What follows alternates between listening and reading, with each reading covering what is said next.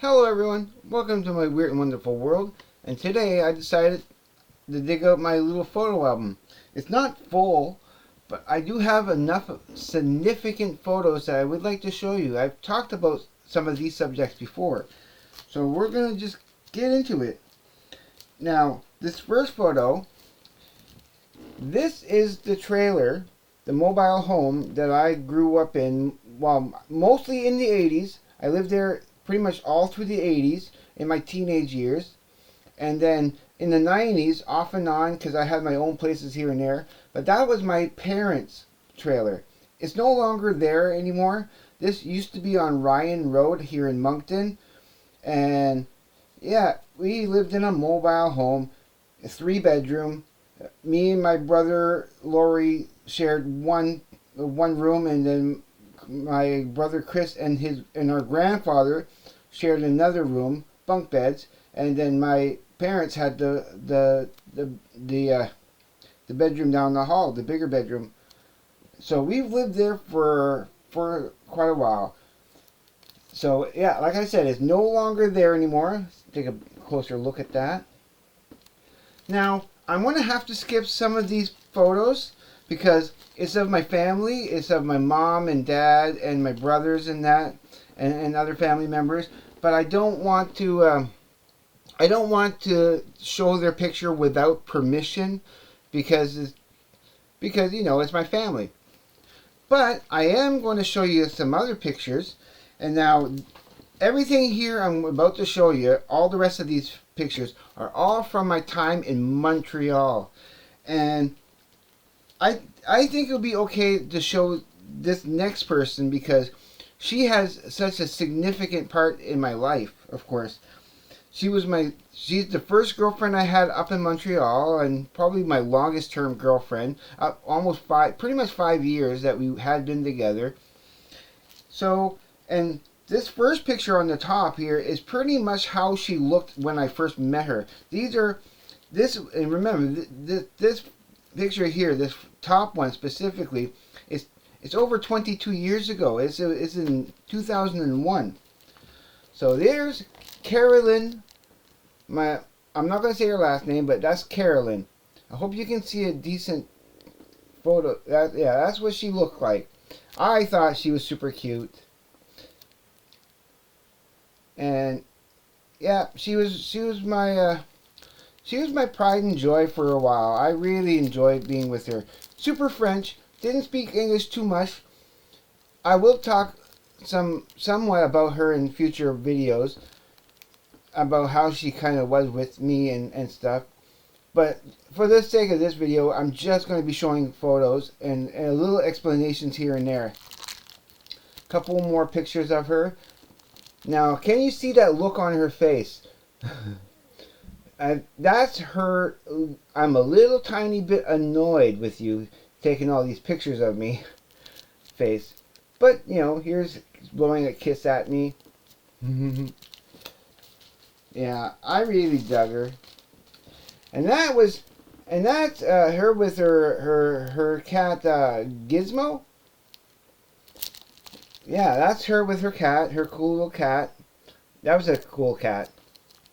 And then another picture of her. Again, kind of with a bit of an annoyed look on her face. She wasn't really annoyed, of course. You know, that's just the look on her face sometimes. Now, several years later, I had talked about my cats, Bruce.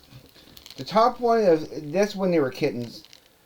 And I'll tell the story of why I had to get rid of them eventually, but that's a story for another time.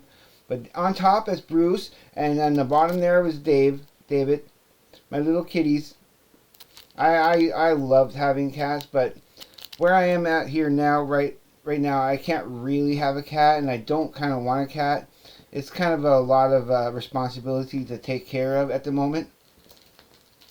Now, here's some pictures that Carolyn had taken of me, and that's a pretty old picture. Oh, actually, that's me taking a picture of myself. But that's Carolyn taking the picture of me in old Montreal. So that's in the old yeah, that's old Montreal, like pretty much down, not too far from the canals and the locks system and that, where the ships would come in and stuff. There's me, and that's in front of Place des Arts. That's pretty much the place. That's the place where I met Carolyn, and I said that that they had the pool with the jets, with the water jets going through it. That is some beautiful places. Right across the street on St. Catherine Street is Complexe des Jardins, where I had seen Robert De Niro and other things. And yeah, that was me. That's over 20 years ago. So keep going there. Yeah, there's me with no shirt on, big hairy chest, and I still got the same tattoos because I've had those tattoos since forever, over 30 years for sure. And there's me in front of some cool graffiti up in Montreal. This is actually me, a picture of me on that balcony where I talked about, where I talked in the story about that day when the 9/11 happened, that I was smoking up weed and everything. So that's the balcony that I was standing on when I looked over down below and asked the neighbors, why is there no planes that day? So that's where I was at that for that picture. And then this is me at my MemberWorks job. And that's the computer system I was using at the time. Of course, me with my Spider-Man drawing, so I always had a Spider-Man drawing somewhere. So yeah, that was me doing my call center job, and I hated that job. Probably the worst job I ever had. It was a emotionally draining. This is the type of job where I would come home after work and be crying because of how horrible I felt doing what I was doing, for a paycheck.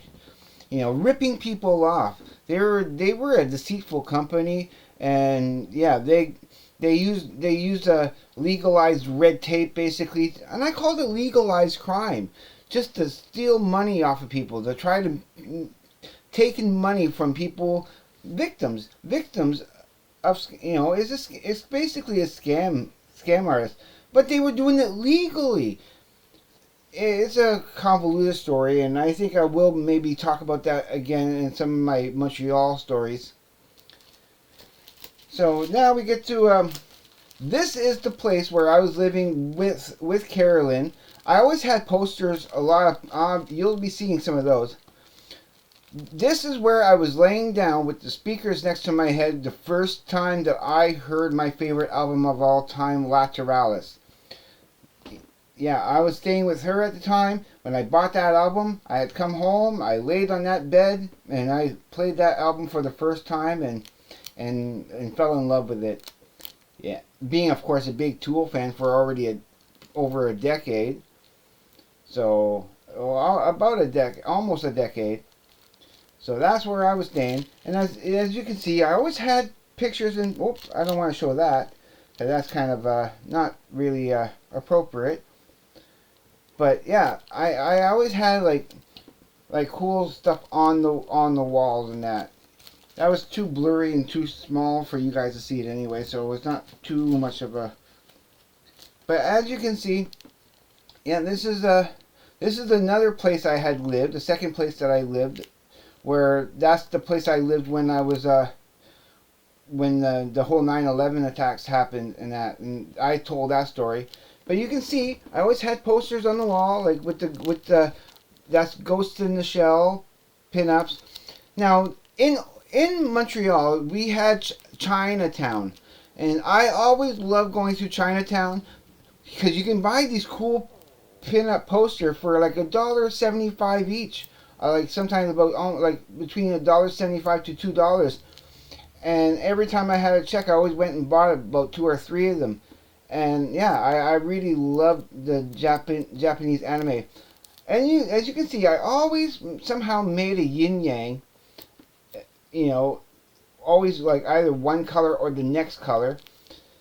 everywhere I went, I always had one of those up on my wall somewhere that I cut out of Bristol board and cardboard and that. So that's the place I was living up when that happened. That's the second place I lived at. Always making cool things like that. Now, if you can't see what that says, it's from Tool. It says, "This body holding me makes me feel this body makes me feel eternal. All this pain is an illusion." Of course, I was because I was obsessed with Tool. And that's the postcard. That's actually the postcard I was talking about. That card of Alex Gray that I went into that bookshop and bought that day. Kind of hard to see. But that is that card where he's sitting in that lotus position with the cool background and stuff and the chakras and everything. And I had a couple of pictures, tiny little pictures of Maynard there on each side.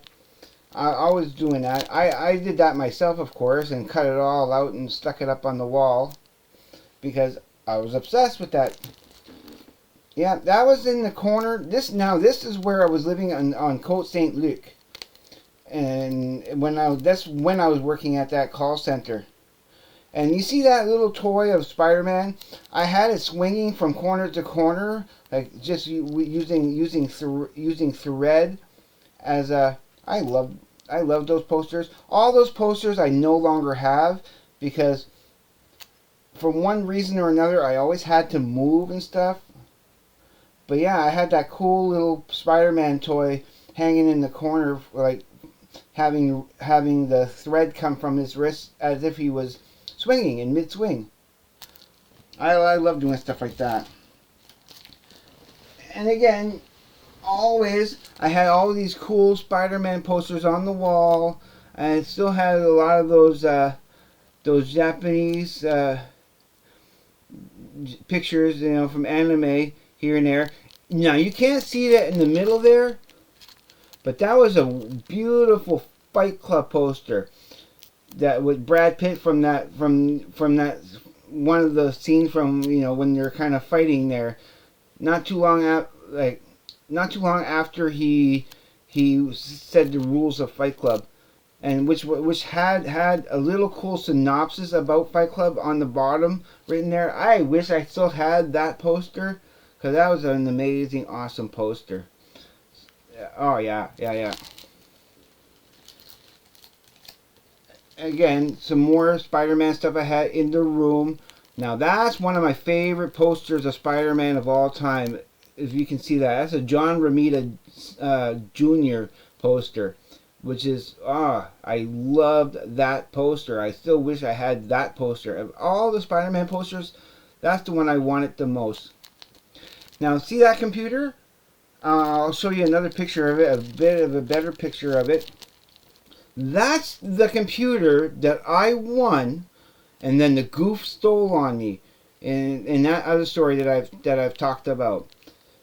So that was a $2,000 computer, and that was just as not too long. I took this picture really like a couple of days after I got that computer home and had it all set up, and I only had that computer, like I said, about 3 months before the goof stole it and sold it for $400 to buy crack cocaine. Terrible day, terrible day. There's me again, and now you can't see it right there, but that's a cardboard cutout of Spider-Man hanging from the ceiling with his webbing upside down. That actually looks really sharp on the wall the way I had it. And of course I always had the yin yangs on my wall in some form. Yeah, that's actually my my phone that I had at the time when I had a phone. So yeah, that's that. Some more of my artwork, not my artwork, but a poster. That's MOE as in Mo. I always like drawing these cool mandalas and stuff. And this, okay, that is me and Marc Joly. And that was at a Halloween party. where I got to see these cool bands that, well, the reason I was able to get in there and for free to see the band and actually hang out with the bands is because I did the publicity flyers for that. I did like 3 different sets, and I went and I put them around everywhere so people could see them and take one, and that was a pretty darn good turnout for that night. So I got to hang out with the band and him, Mark Jolie. You know, he's such a because he's like a, at the time he was doing these music promotion, like for like promoting bands for clubs and getting them to play at the clubs and stuff. He was actually really good at that. He's the one that introduced me to that Rammstein DVD that I have that I love so much. He had lent that to me, and I really loved it. You can't see it there, but he's dressed up, kind of dressed up as a cat or something. That's makeup on him. That's not what he normally looks like, but he was a cool guy. Now look, you can see that I had perfect teeth. That's when I had my partials, and that's when I was feeling the best in my life, and everything was. Look at that smile. I wish I could smile like that today, but it's kind of hard for me to do it because of my teeth and that. I'm going to be getting them fixed, and within the next year or so, I swear, I guarantee, I'm going to have a smile like that again. I will, because I'm sick and tired of these of the teeth that I have right now. That was me at probably at my best I ever had been, and most peace of mind. I was having fun. I was still in Montreal. Everything was glorious, glorious. And yeah, that is that time. And I got my birth certificate right here just in case I need it handy. So that is some pictures that I wanted to show you guys, so you can see that I did spend those time in Montreal, and I did those crazy things that I talked about in my Montreal adventures, part 1, 2, and 3, and there's going to be a part 4 coming up this weekend. So look forward to seeing that. And so I'm going to leave it here, and maybe one day I'll go through these again and take each one out so you can see them better, and give a little bit more background. Because I want to make another video after this video, but I'll bring that up again eventually and elaborate more on some of those pictures. So for now, I'm going to let you go, and as always, please be safe, take care. I will see you on the flip side, and everyone, please have a great day, evening, night, wherever you may be. Peace, everyone.